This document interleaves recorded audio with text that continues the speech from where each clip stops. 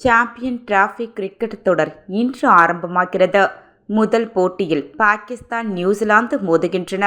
பாகிஸ்தானில் 9வது champion trophy தொடர் பிப்ரவரி 19, மார்ச் 9 நடக்க உள்ளது.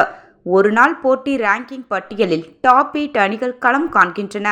பாதுகாப்பு காரணங்களுக்காக இந்தியா பங்கேற்கும் போட்டிகள் துபாயில் நடக்க உள்ளன.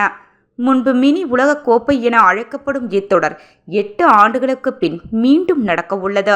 கடைசியாக 2017 நடந்த தொடரில் பாகிஸ்தான் அணி சாம்பியன் பட்டம் வென்றது. இன்று கராச்சி தேசிய மைதானத்தில் நடக்கும் ஏ பிரிவு லீக் போட்டியில் நடப்பு சாம்பியன் பாகிஸ்தான் அணி நியூசிலாந்தை எதிர்கொள்கிறது.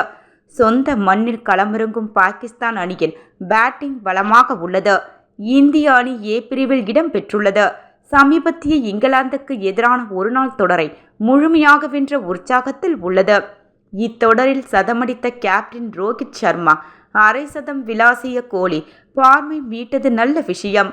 துணை கேப்டன் சுப்மன் கில் விளாச தயாராக உள்ளார். ஸ்ரேயாஸ் அக்சர் பட்டேல், ராகுல், ஹர்திக் பாண்டியா என பேட்டிங் படை பலமாக உள்ளது.